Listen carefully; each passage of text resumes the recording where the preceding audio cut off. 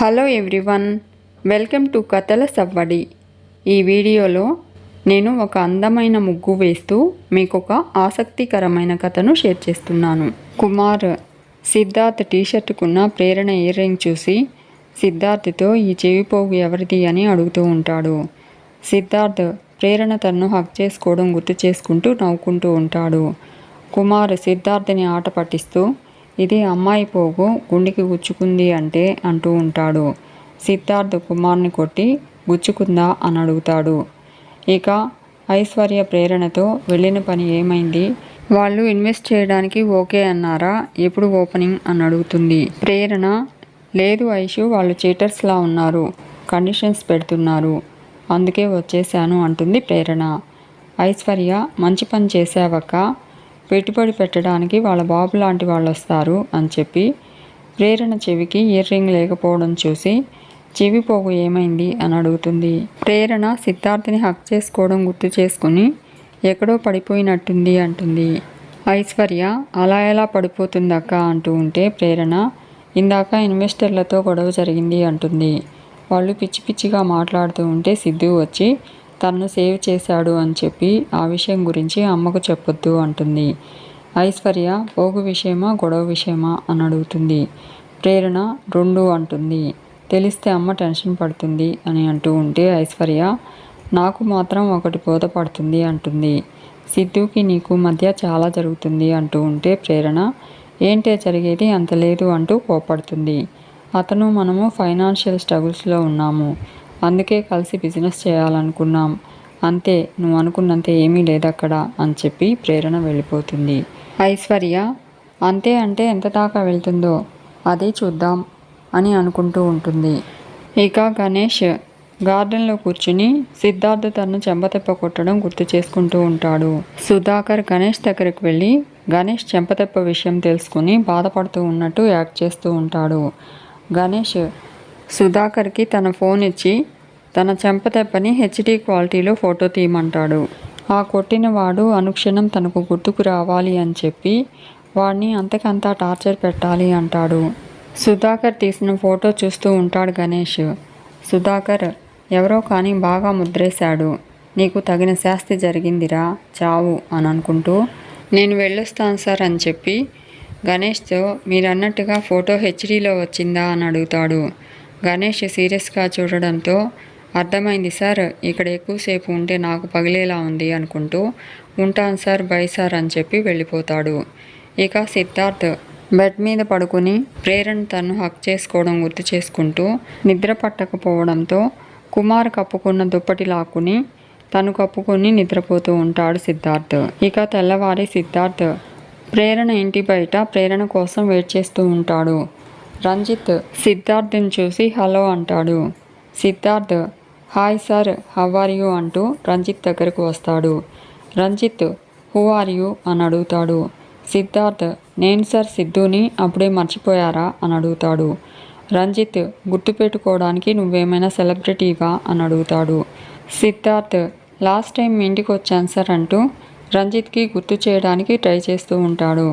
రంజిత్ అప్పుడెప్పుడో జరిగింది ఇంత డీటెయిల్గా చెప్తున్నావు అంటే ఖచ్చితంగా మా ఇంటికి వచ్చే ఉంటావు అంటూ మరి ఇక్కడేం చేస్తున్నావు అని అడుగుతాడు. సిద్ధార్థ్ కోచింగ్కి వెళ్ళాలి కదా సార్, ప్రేరణ గారిని పిక్ చేసుకోవడానికి వచ్చాను అంటాడు. రంజిత్ పికప్ చేసుకోవడానికి వచ్చిన వాడివి బయట ఎందుకు వెయిట్ చేయడం, ఇంట్లోకి వెళ్ళొచ్చు కదా అని అడుగుతాడు. సిద్ధార్థ్ హ్యాపీగా ఫీల్ అవుతూ వెళ్ళమంటారా సార్ అని అడుగుతాడు. రంజిత్ నాకు తెలిసిన వాడివి, ప్రేరణ కోసం వచ్చిన వాడివి, ఇలా బయట ఉండకూడదు, తన ఇంట్లోనే ఉంది, వెళ్ళు అంటాడు. సిద్ధార్థ్ థ్యాంక్ యూ సార్ అంటూ you are really a gentlemen అని చెప్పి ఇంట్లోకి వస్తూ ఉంటాడు. అప్పుడే ప్రేరణ ఇంటి బయటకు వస్తూ సిద్ధార్థ్ని చూసి ఏంటి లోపలికి వచ్చేస్తున్నావు అంటుంది. సిద్ధార్థ్ మీకోసమేనండి అంటాడు. ప్రేరణ పికప్ చేసుకోవడానికి వచ్చిన వాడివి బయట ఉండాలి, నువ్వేంటి ఇంట్లోకే వచ్చేస్తున్నావు అని అడుగుతుంది. సిద్ధార్థ్ మీ ఓనర్ గారే పర్మిషన్ ఇచ్చారు అని చెప్పి మీకే కాదు మాకు ఫ్యాన్స్ ఉంటారు అంటాడు. ప్రేరణ కబుర్లు చాలు కానీ ఇవ్వు అంటుంది. సిద్ధార్థ్ ఏమి ఇవ్వాలండి అని అడుగుతాడు. ఏమీ తెలియనట్టు ఫేస్ పెట్టకు, నా ఇయర్ రింగ్ నాకు ఇచ్చేసేయి అంటుంది ప్రేరణ. సిద్ధార్థ్ మీ ఇయర్ రింగ్ నాకు తాకట్టు పెట్టుకోవడానికి ఇచ్చారా ఏంటి అని అడుగుతాడు. ప్రేరణ, తమరు నిన్న ముష్టి యుద్ధం చేశారు కదా, ఆ గొడవలో అది నీ దగ్గరే ఉండిపోయింది అంటుంది. సిద్ధార్థ్, లాజిక్ లేకుండా మాట్లాడకండి. ఫైట్ నేను చేస్తే మీ ఇయర్ రింగ్ నా దగ్గరికి ఎలా వస్తుంది? అక్కడే ఎక్కడో పడిపోయి ఉండొచ్చు కదా అని అడుగుతాడు. ప్రేరణ, ఏం కాదు, నాకు కాస్త గుర్తుంది అంటుంది.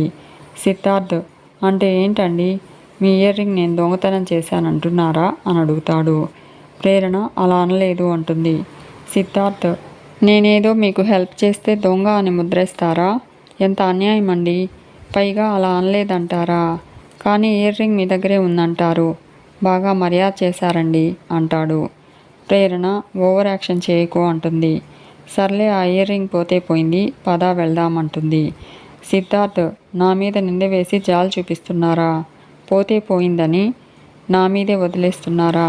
ఇదే నా న్యాయం, ఇదే నా ధర్మం అని అడుగుతాడు.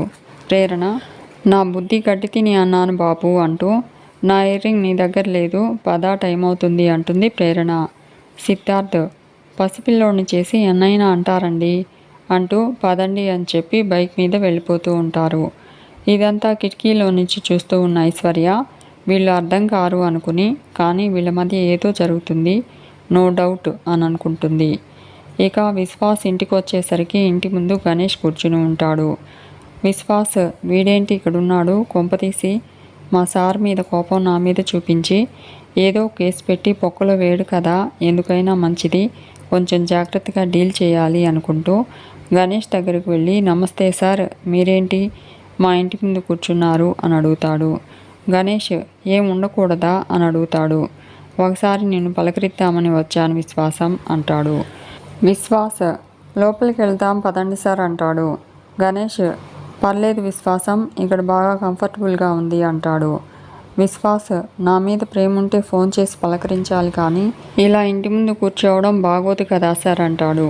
గణేష్ విశ్వాస సపోర్ట్తో పైకి లేచి నిలబడి, ఏం పర్లేదు కానీ విశ్వాసం, సరదాగా మన ఇద్దరం కాఫీ తాగొద్దామా అంటాడు. విశ్వాస్, వద్దు సార్, అసిడిటీ అంటాడు.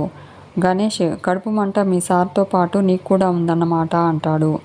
విశ్వాస్, పక్క వాళ్ళని చూసి కడుపు మండించుకోవడానికి మా సార్ ఏమైనా 50,000 జీతానికి పనిచేస్తున్నారా?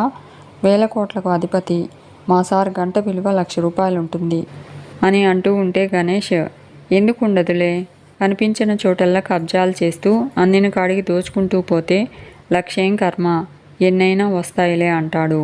విశ్వాస్, సార్, మీరు మా సార్ గురించి తప్పుగా మాట్లాడుతున్నారు, కాస్త ఆలోచించుకోండి అంటాడు. గణేష్, ఆలోచించడానికి మీ సార్ ఏమైనా సంఘ సంస్కర్త?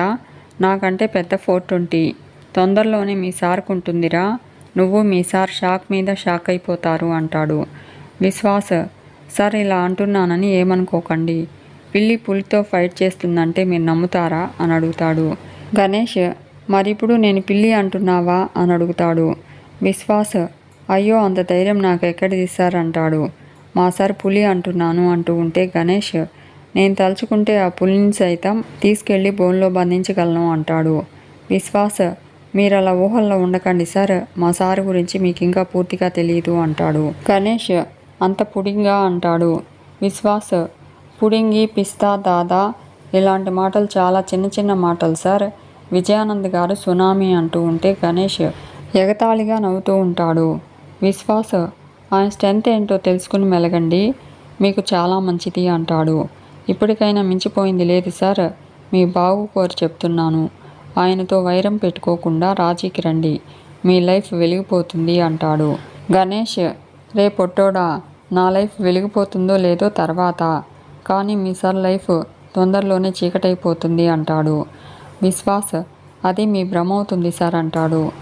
గణేష్, అవకాశం కోసం చూస్తున్నాన్రా, ఎక్కడో ఒక చోట చిన్న తప్పు చేయడా, అది చాలు మీ సార్ని మూసేయడానికి అంటాడు. విశ్వాస్, సార్, మా సార్ ఏనుగులు మింగాడు, ఎవరూ పట్టుకోలేకపోయారు, పీనుగుల్ని పాతిపెట్టాడు, ఎవరూ కనిపెట్టలేకపోయారు, మీరెంత సార్ అంటాడు. గణేష్, డబ్బా కొట్టింది చాలు, కానీ వినడానికి నాకే నవ్వొస్తుంది అంటాడు. విశ్వాస్, డబ్బా కాదు సార్, ఆయన ఇంకో రూపం చూస్తే అబ్బా అంటారు, అంతెందుకు, సిటీలోనే పెద్ద బిజినెస్ మ్యాన్ అయిన రత్న తెలుసా మీకు అని అడుగుతాడు. గణేష్, తెలియదురా అంటాడు. విశ్వాస్, వాడి గుండె మీద కాలు పెట్టి వాడి భార్య మీద కత్తి పెట్టి వాడి కంపెనీలు, ఫ్యాక్టరీలు, షేర్సు, కార్సు అన్నీ సొంతం చేసుకున్నాడు.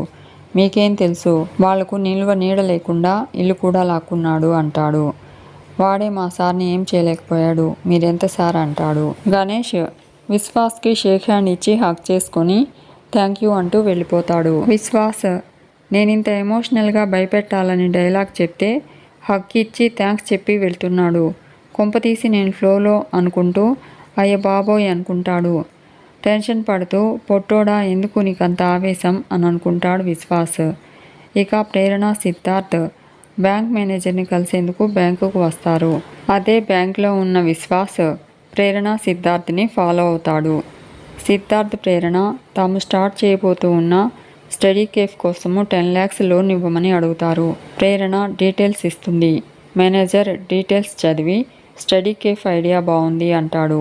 ఇప్పుడు ఇలాంటి వాటి మీద లోన్ ఇవ్వట్లేదు, ఇప్పుడు రూల్స్ మారాయి, అంత ఈజీగా లోన్ ఇవ్వట్లేదు అంటాడు. సిద్ధార్థ్, ప్రేరణ అలా అనకండి సార్, చాలా ఎక్స్పెక్టేషన్స్తో వచ్చాము అంటారు. విశ్వాస్ విజయానంద్కు ఫోన్ చేసి సిద్ధు బాబు, ప్రేరణ బ్యాంక్ వచ్చారు సార్ అంటాడు. విజయానంద్ షాక్ అవుతాడు. మీకు ఈ వీడియో నచ్చితే లైక్ చేయండి, షేర్ చేయండి, తప్పకుండా సబ్స్క్రైబ్ చేసుకోండి. Thanks for watching.